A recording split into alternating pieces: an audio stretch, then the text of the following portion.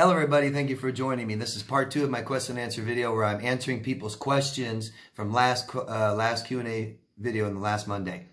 Any questions you guys have, please go down in the comment section below. Ask me anything you want, I'll answer them next week, next Q&A video, next Monday. Something I didn't mention in the first part of the videos is happy holidays, everybody. I know it's the holidays, and I know that can be an extra stressful time of year. Just some quick recommendations, everybody. Try to say yes to some things. Try not to say no to everything. A lot of times we find out later, it's good that I got out. It's good that I saw my family or I saw some old friends. We didn't do much, just hung out. It feels better. You have no idea how good that can be for you. Try to say yes to some things this year.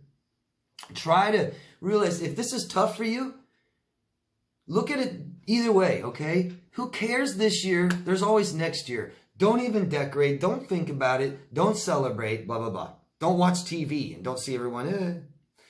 But try to spend some time with somebody you know that day. Talk to someone for a little bit.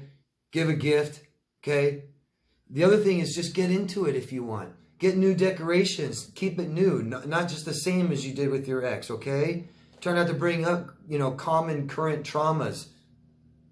Maybe celebrate and have a party. Have people over. And I know it's not going to be the greatest, okay? And you're going to have to fake being happy a little bit to people around you. But sometimes that helps too. That's why sometimes being at work feels better for us when we're having really bad emotional life. So having a party with some people coming over can actually feel a little better, okay? But realize that this is your holiday, yours, and you can do whatever you want with it. I like to skip holidays some years. It makes it better the next year, right? As we get older, they come so fast. It's like, my gosh, I just celebrated Christmas 2 months ago, it felt like. But anyways, try not to put too much into it. No expectations. It's one day. Christmas one day, New Year's one day. Unless you're Jewish, you got a bunch of days. I'm sorry. Good thing about a lot of Jewish people, they have a lot of family around. Good luck. Yeah, please don't make it extra stressful for you. We do that so much. We put extra pressure on ourselves. It's so unnecessary. Talk to somebody. Spend a little time with someone. Give gifts. Give gifts. There's nothing that feels better than giving gifts. 10 times better than receiving one. Giving. So let's get started. First question, part 2, is Narnia from Greece. Hello, Narnia. I have a male friend that's been dating a girl for 3 months. He's head over heels with her. She told him she is testing for multiple sclerosis, but may have fibromyalgia. She has dumped him twice in 3 months that they started dating. Because she says she might have a serious health issue. You think she's emotionally manipulating him. Is it okay to dump so much on another person in such a short time? Well, whatever. I don't know. What I see here is the instability in a 3-month relationship and how much he likes her so much. And she's really physically has some sick ailments. And she's excusing hurting him because of her health issue. And the other thing I see is it doesn't mean she's a bad person. She may not be trying to manipulate anybody. If she's going through this serious health issues, she's trying to find out what's wrong with her. I'd imagine, I don't know, but gee, I'm sure we can all guess that would be extremely stressful. And so she's going to feel less stable right now. She's going to be more impulsive. And really, she should be around people that she cares about and cares about her, not new boyfriends dating. That's kind of odd. I wouldn't want to date anybody right now. And I wouldn't be telling people I just met this stuff. So that's odd. And it's just me. People always say, well, is this a red flag? Is this wrong? Is this bad? It's up to the individual. And so I'd ask your friend how he feels, right? Let him be really aware of how he feels and stop lying to himself is what he's probably doing. She hurt him. Did she make him feel better about it? Did she totally give him courage or did she make him confident that she'll never do it again, dump him again? I doubt it, right? He probably is afraid she'll do it again. He's probably not telling her how he really feels. And there's a bunch of probably unhealthy stuff going on here, right? And I'm glad that you care. If he's your friend, just keep asking him how he feels. Try and get him to process the emotions he's experiencing and try to show him really what's going on, what you see. Point it out to him. That's a good friend. Dory from Vancouver Island. Hello, Dory. God, it must be frigid. It must be crazy weather there. I was raised by a mother with borderline that refused help. I am sorry. That is awful. Do you have any suggestions on how I stop myself from being attracted to them? It's all about you, Dory. This is all about you.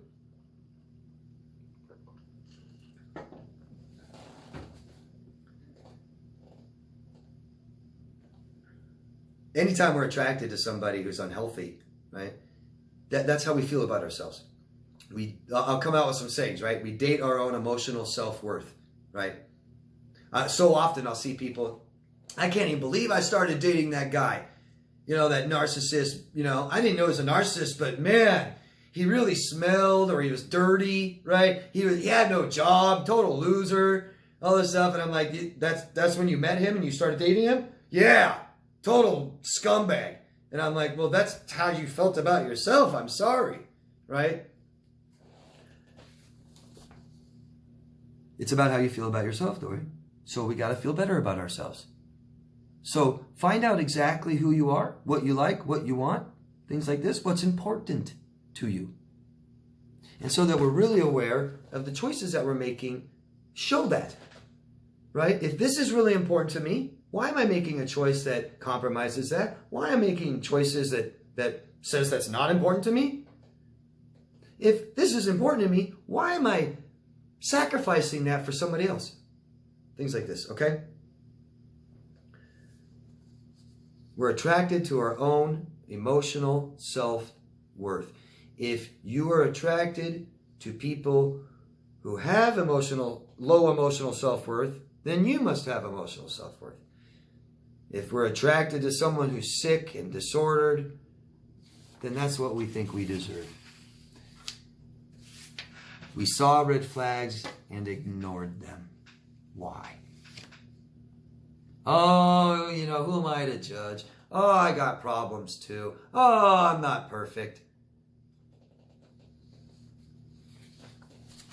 Michelle from Pennsylvania. Hello, Michelle. Thank you for helping this community and keeping us positive. You are welcome. Thank you, Michelle, very much. Is being a life coach your full-time job? Yes. It would be great if you wrote a book and toured with a seminar, and that's exactly what I plan on doing sometime, Michelle. I started a book, and I believe I'll be able to finish it next year. I'm going to put myself in a different place than where I'm at right now, physical space, to be able to do that, be able to finish my book. I'm excited. And if that goes well, which I hope it will, I think it will, then I might keep writing more. But and then I want to go on tour and just give little seminars, stuff like that with the book. Yeah, great idea, and I want to do that. Thanks for asking, Michelle. Thank you very much for caring. Darnell from Illinois has 2 more questions. Hello, Darnell. Do borderlines shift blame? Oh, yeah, man, they don't take accountability. I did that. That was me. No, because that's how we change. That's how we change things. That's how we correct things. And do some suffer from abandonment as a child? That's it.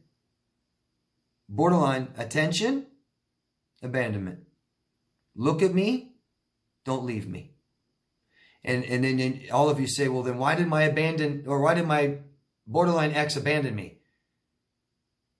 Right? We make our fears come to fruition, don't we? If that's all we focus on. He's going to leave me. He's going to leave me. He's going to leave me. He's going to leave me right now. He's going to leave me tomorrow. I know he is. I'm out of here tonight. And he's like, where the hell she go? Why? Why did you leave? You're going to leave me. And he's like, no, I wasn't. What made you think that? She's like, you got a raise. Yeah, I got a raise. Why am I going to leave you? Because you're going to go be with somebody else. Someone better than me.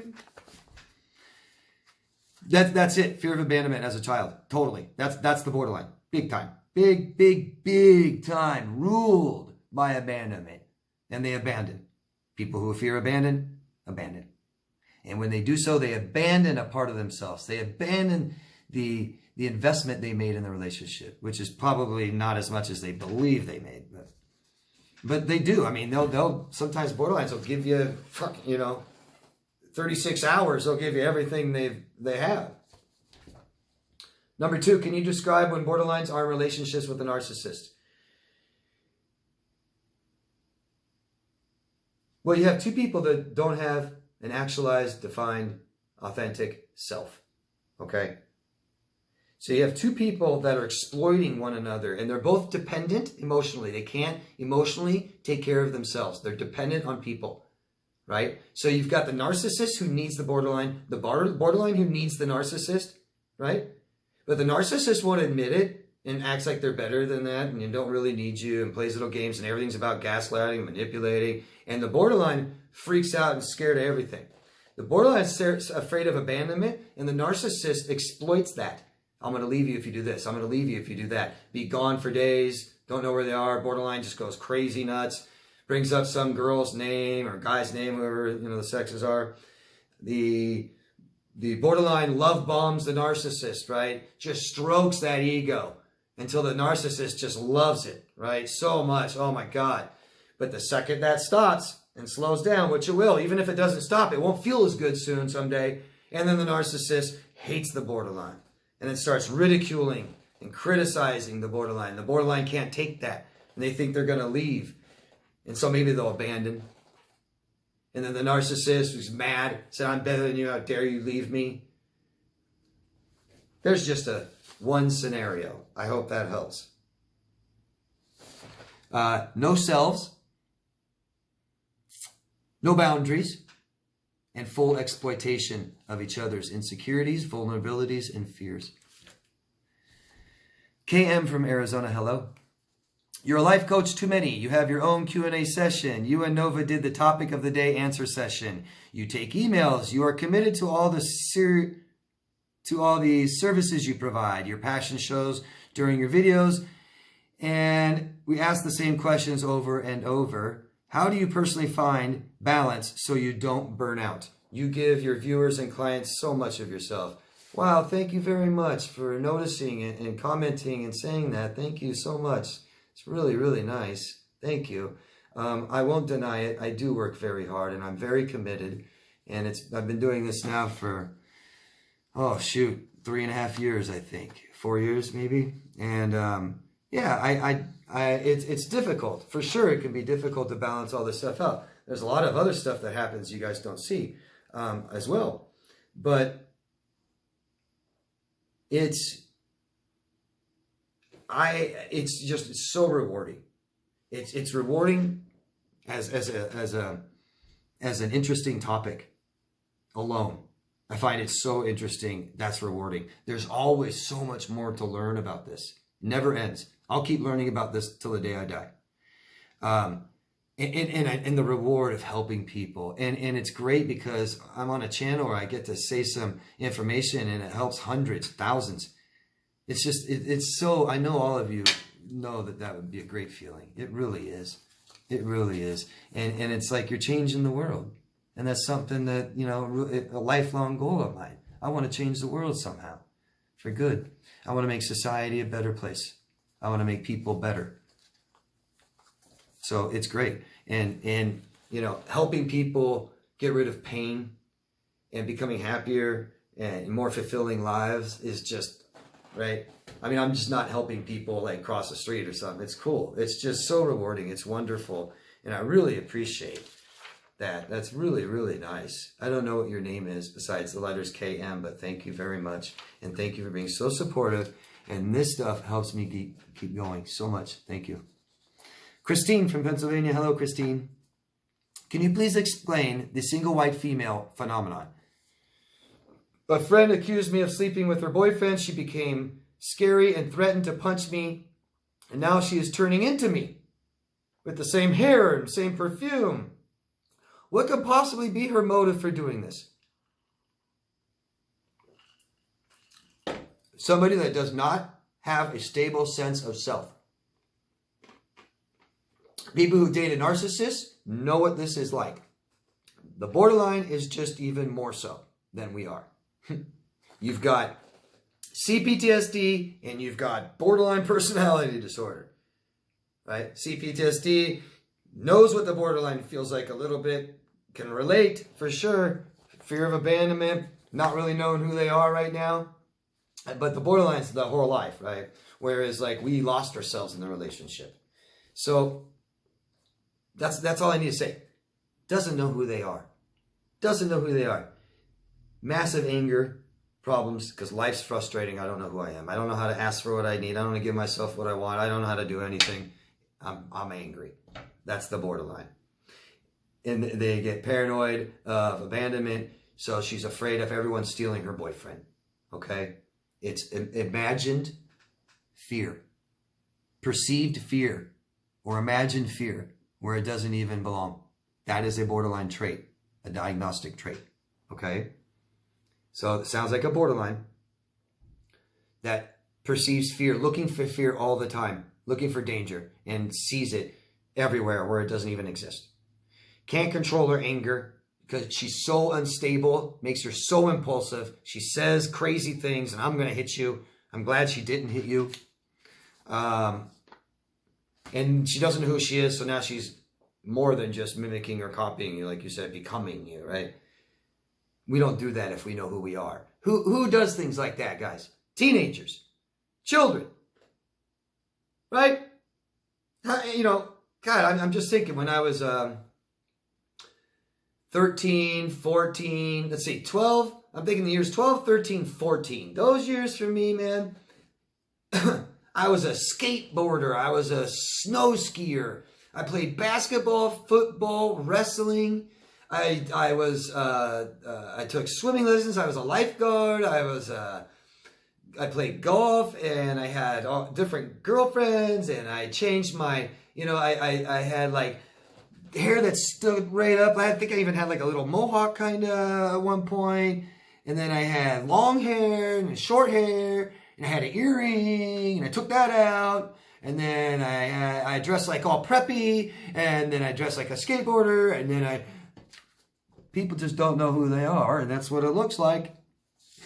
People that copy and mimic you. I remember I had a roommate once when I was, well, who cares what year, but I was in my 20s. And my roommate was a little younger than me, early 20s. Didn't know who he was yet. And one day I came down to leave for the day, and we had plans. We're like, okay, let's go. And we each got ready, and we met back downstairs in the living room to leave. And he's wearing the same exact outfit as me. He went and bought the same exact outfit and put it on to go hang out with me. I'm like, I was like, what? I felt like I was looking in a mirror. What are you doing? He's like, oh, I know, man. It's cool. I like what you're wearing. I'm like, that's cool, but couldn't you at least like a different pair of shorts or shoes or something? Like something different. And do you have to wear it when I'm wearing it? Like, goddamn. Just doesn't know who they are. That's all. Unstable sense of self. Hope that makes sense. Jess from California. Hello. I'm wondering if my ex felt guilt or shame because she just hoovered me 3 days ago. After 4 months of no contact, just to let me have my dog for a night. When she claimed back then that would never happen. Do you think that's an ulterior motive? Sounds like it, doesn't it? Sounds like just doesn't want to let you go. Right? I mean, that's really the disordered, that's really the unhealthy, toxic thing. Right? People say, oh, you know, people have this, I love when people think that, oh, they're still in contact with their exes. And? You know? Oh, they hang out with their exes. Why? I've never understood that. I mean, I get like we're friends and we tried dating and we went back to friends. We met, we're madly in love, then we stopped, but we still talk for years. Why? End it. Bye-bye. You know? I don't know. That's just me. You know, I'm not saying I still talk to a couple exes every once in a while. I'll say hi, but they were not that serious, for one. We realized we make better friends than dating, but we weren't married. You know? I think it's weird, but whatever. Nicole, Portland. Hello, Nicole. My ex has done a really good job making me question if I am the narcissist. Is this common, and does he know he is doing this? It's extremely common, Nicole, because remember what you have to do to date a narcissist? You have to lose yourself. Lose myself. I don't have a good relationship with myself anymore. not really clear on who I am anymore. And symptoms are as follows: doubt, guilt, worry, anxiety, depression. These are all things that I've got away from myself. That's what happens. You feel these things. You let someone put doubt in their head and tell you who you are. I got away from myself. I dated a narcissist, and I believe in my morals, but to date him, I had to say, screw my morals. Treating people wrong, but not now. Treating me wrong is okay. Being honest is important to me. Unless he lies to me, it's okay. Don't know who I am very much right now. Oh, I'm the narcissist? Oh, okay. I guess I'm the narcissist. I don't know. Where am I? I don't see me around here anywhere to counter that, to tell me what I am, or who I am. So I guess I'll just ask everybody else. And that's ego. That's ego. Ego starts right where your skin stops. Everything outside, including people. People don't tell us who we are. I'm sorry, Nicole. Extremely common, because we all lose some sense of who we are when we date a narcissist. We have to. We have to. You can't be with a narcissist and have a self. Does he know he's doing this? I don't know, Nicole. It's such an argument for people. They know what they're doing. No, they don't. That's an argument. That's one side that you can take most of the time. The reason people don't get help for their disorders is because they're not aware of it. They're not aware that it's such a problem. They don't even aware that it is a problem. They aren't aware that it's their problem. They aren't aware that it's a thing. They aren't aware that there's help. They aren't aware of any of this shit. Lacking empathy is not aware I'm hurting you. Every time you've hurt people, were you aware of it? No, that's our defense. I didn't know I was hurting you. I'm sorry. That's our only defense, isn't it? It's not a defense, but at least we aren't horrible creatures, right? I just wasn't aware I was hurting you. I'm so sorry. God, I'll try and be more aware now. That's it. Okay? Does he know he's doing this? He knows a lot less than most of you would ever believe it. Trust me. I bet. It's called projection, guys. And it's not just, I have the stapler with me, so I'm going to say you have the stapler. When I know perfectly goddamn well it's in my hands and I'm sitting there hiding it from you. So you can't see it. So you know what I mean? No. It's if the stapler was imaginary or it was inside my body and there's no x-rays. I don't know. Is it in here? I can't tell. I think I feel something. I mean, I don't know how else analogy to use. We don't know we're hurting people. That's why we do it. That's why we don't stop. That's why we feel bad later. Horrible. Can't believe I did that. That wasn't like me. That's so unlike me. I lost myself. I don't know who that person was that was hurting you. I don't know. It wasn't me. Hope that makes sense. Keep asking me more questions if it does not. Nikolina from Slovenia. Hello. Can covert narcissists fall in love?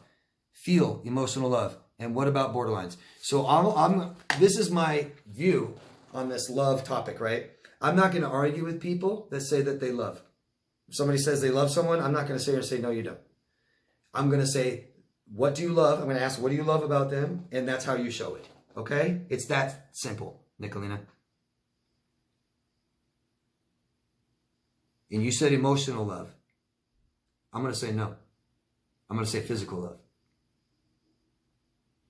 It's obsession. The pedestal, the love bombing, and then I'm done with you. Obsession. Physical over emotional. What you are, not who you are. And that goes with anybody. Narcissists, borderlines, anybody. I don't care. Someone says I've heard sociopaths. They argue about it. I love my friends so much. I love my ex. I love my husband, my wife. I've heard sociopaths say this. Like, I'm not going to argue with them. What do you love? I love their status. I love their money. I love what they do for me. I love how they make me feel. I love how they smell. I love their breasts. I love their hair. I love how they look. I love their job. I love, you know what I mean?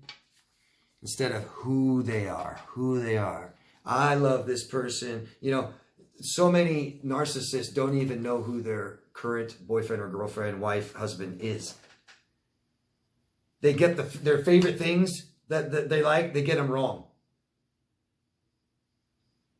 Oh, I know, honey, I know pink's your favorite color. Here you go. And you're like, it's purple, not pink.